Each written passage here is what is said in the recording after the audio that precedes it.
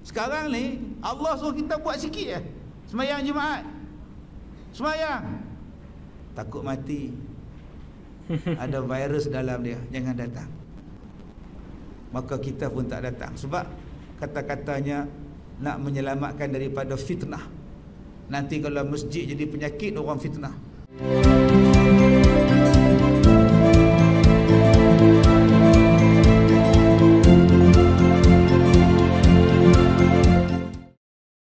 Halo guys, Assalamualaikum warahmatullahi wabarakatuh. Jumpa lagi dengan saya Nasiul Fatah. Apa kabar kalian semua? Semoga dalam keadaan baik-baik saja dan semoga selalu diberi kesehatan dan kelancaran dalam segala urusan.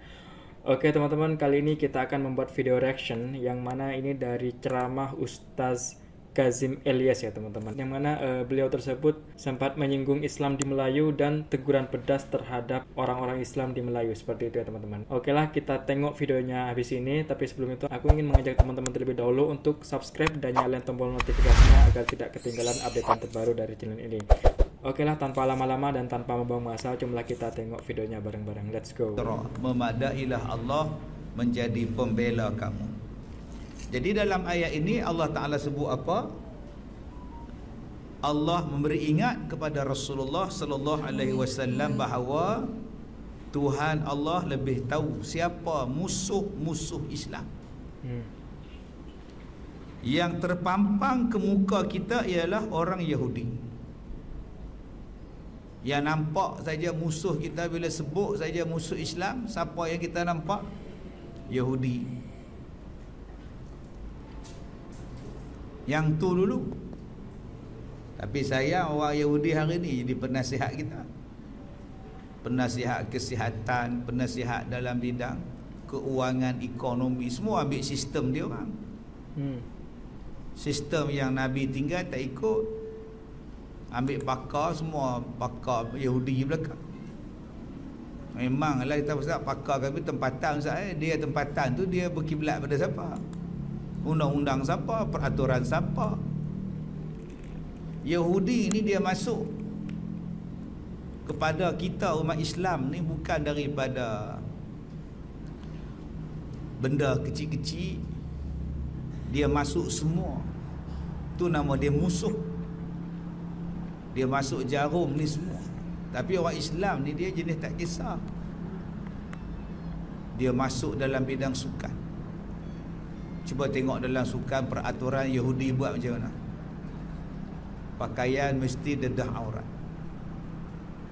Tak boleh main badminton, tak boleh pakai seluar banyak. Kena pakai seluar pendek. Kalau nak pakai agak, pakai hak jenis ketat. Renang kena pakai macam ni, tak boleh pakai macam tu. Undang-undang tu dia buat. Sampai undang-undang jalan raya pun dia buat. Satu dunia sama. Undang-undang sukan satu dunia sama. Undang-undang jalan raya satu dunia sama. Undang-undang perubatan satu dunia sama. Sama semua undang-undang perubatan. Sakit ubat dia sama. Pi negara lain perubat tu, pi negara ni perubat tu, sama aja. Dia kontrol ekonomi, sistem ekonomi. Dia kontrol. Satu dunia pakai duit kertas.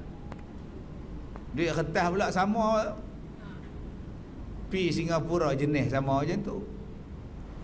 Pi Arab macam tu ya. Dulu duit kertas, sekarang duit plastik, sama. Sebab mereka yang kontrol. Mereka boleh tentukan negeri mana yang duit mahal, negeri mana duit rendah. Dia bagi kita duit kertas, kita bagi dia apa? Kita bagi dekat dia apa? Dia bagi kita apa? Kita bagi dekat dia emas. Dia bayar dengan emas, kertas. Bodoh kita. Bodoh. Dia bagi kertas.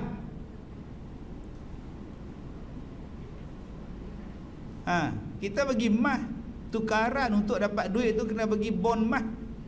Depa yang kumpul emas satu dunia. Yahudi ni.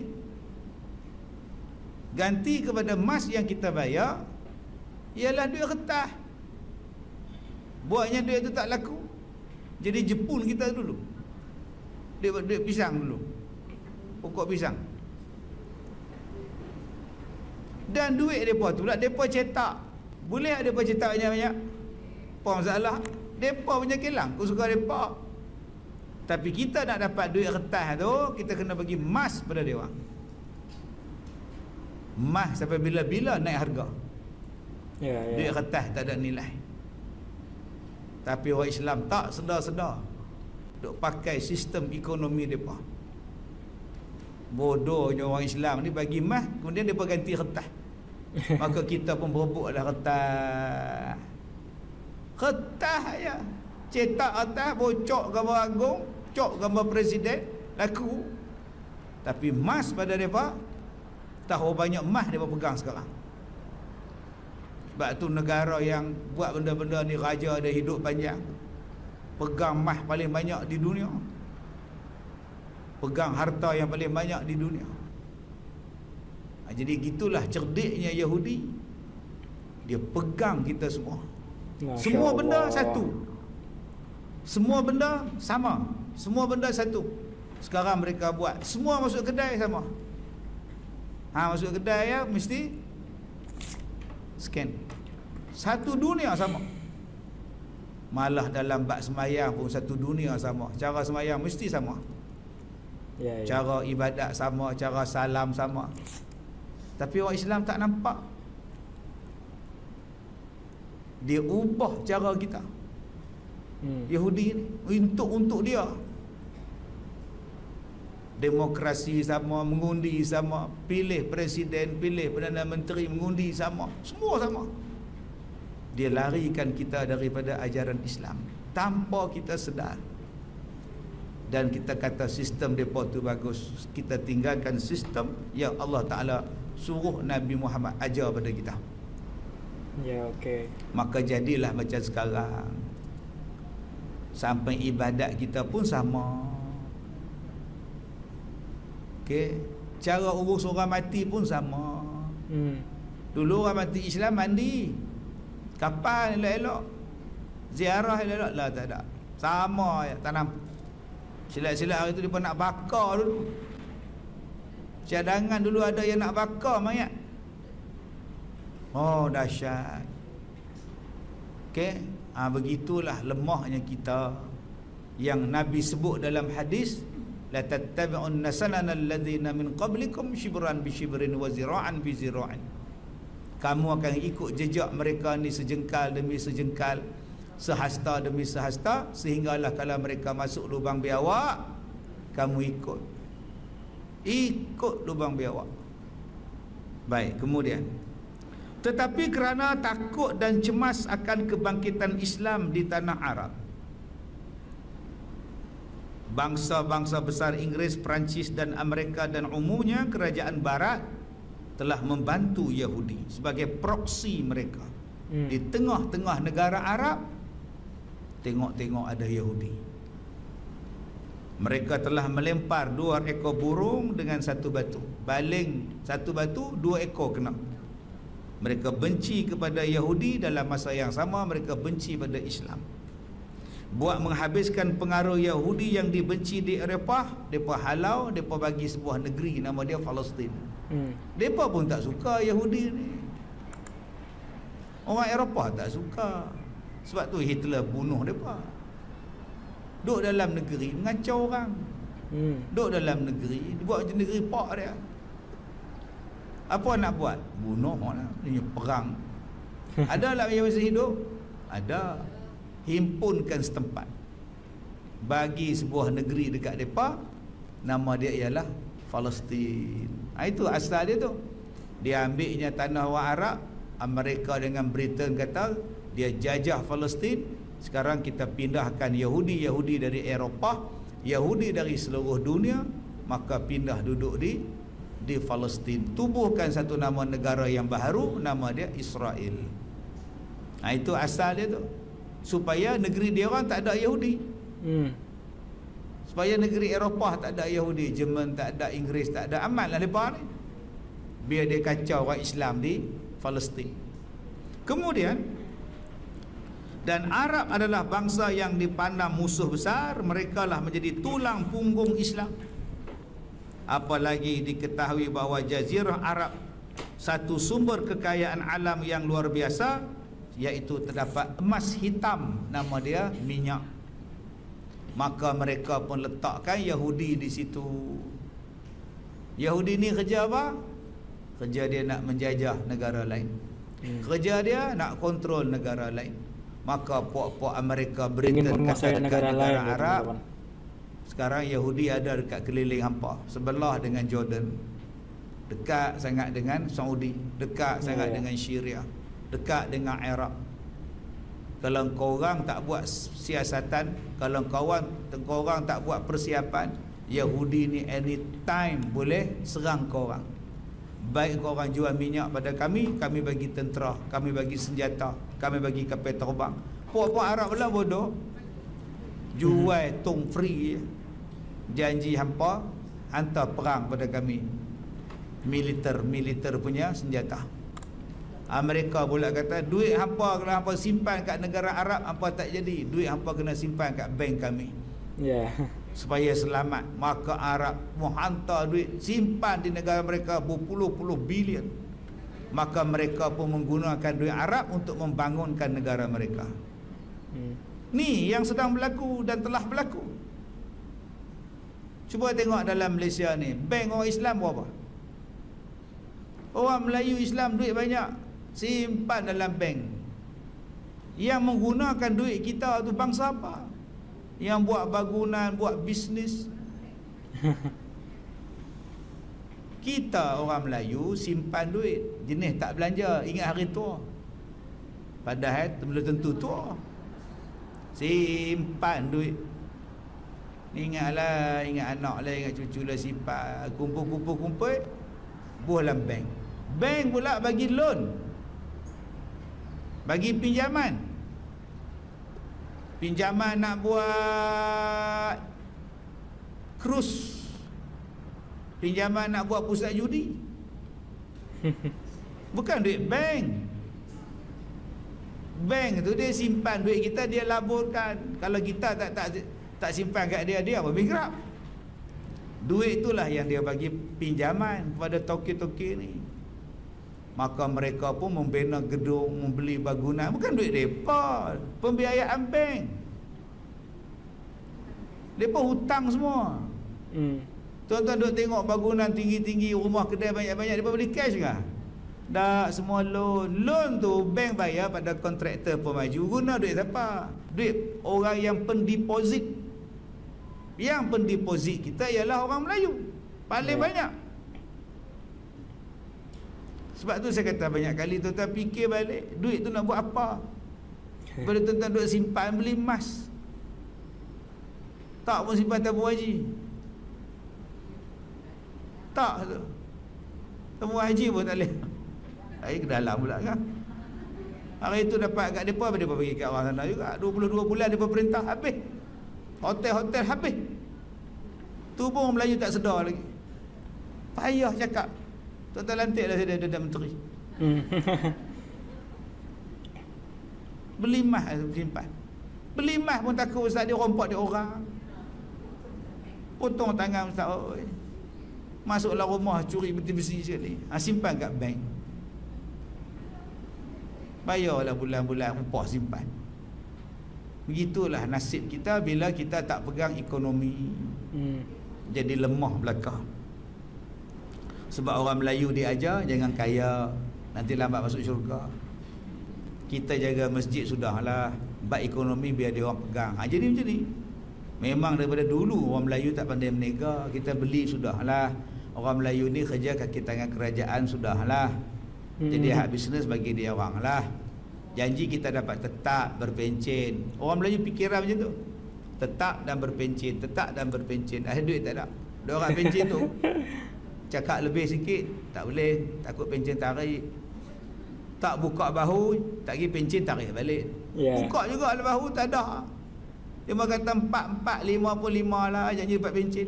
Ini nasib kita. Sebab tak pegang kepada ekonomi. Kalau kita pegang, kau buat, kami tarik benda ni, kami tak jual benda ni, diam orang. Ekonomi lebih berkuasa daripada sistem politik, kuasa. Wow, benar sih. Kemudian di dalam ayat ini Tuhan memberikan ubat penawar bagi umat Islam. Meskipun dari kiri kanannya musuh telah bersatu untuk menghancurkannya, janganlah umat Islam merasa cemas dan putus asa. Tuhan Allah tetap menjadi penolong dan pelindung mereka. Nampak? Wa kafa billah waliyan wa kafa billah nasiran. Allah tu wali kita. Dialah yang jaga kita. Dialah yang tolong kita, nasira. Di kita ada Allah, susah apa? Ni hidup kita sekarang ni macam tak ada Tuhan. Orang kita sekarang ni dah macam tak ada Allah. Kita kena ingat, Dajjal datang tu untuk apa? Dajjal datang tu ialah untuk mengambil Islam daripada kita. Dajjal dia datang tu nak mengubah ajaran Islam kepada ajaran dia. Ya, benar. Okey, dia ambil. Orang Mahdi kata take away. Take away. Dia buat balik. Dia ambil pada kita ajaran Islam. Cuba tuan-tuan tengok hari ni, ajaran Islam dia ambil tak? Satu persatu dia ambil. Nak masuk masjid kena ada benda ni. Dulu tak ada. Nak nikah kena ada benda ni. Dulu tak apa, nikah pi. Sekarang kena ada. Dia dah ambil kita punya.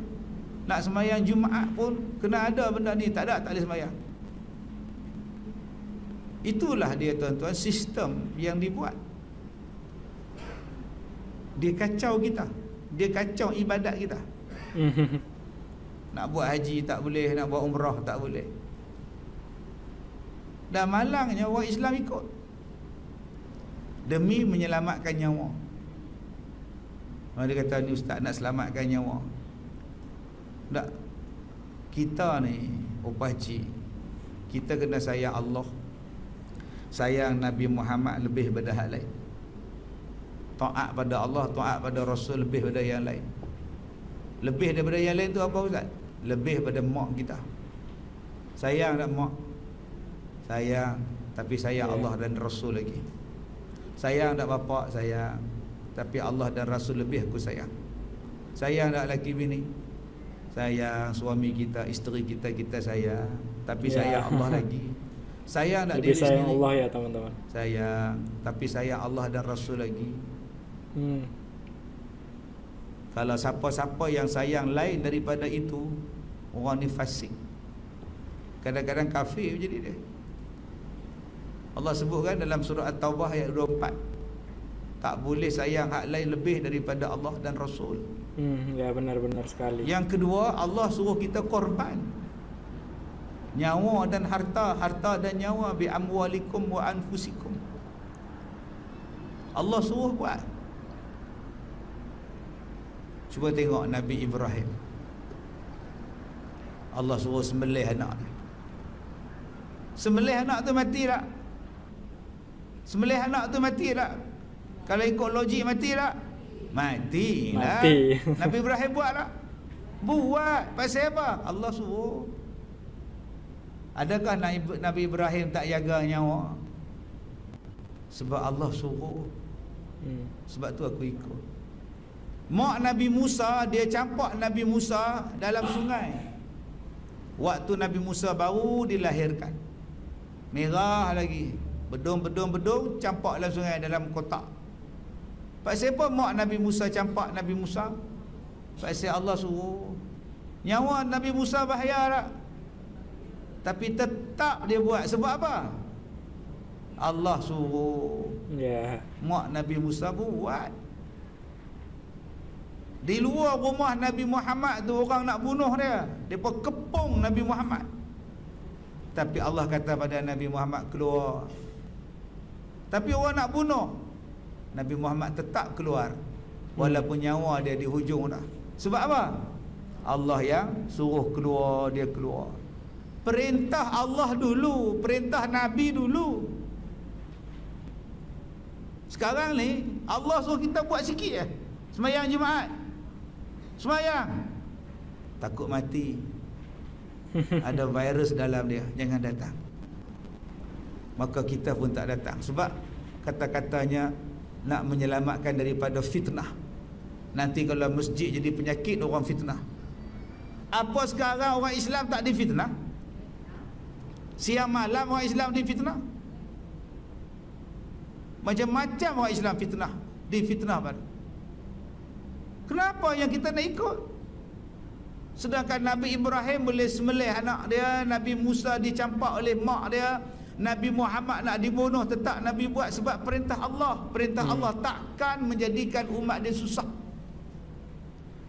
Hukum Allah tidak akan menjadikan umat Islam susah dan menderita. Takkan. Betul.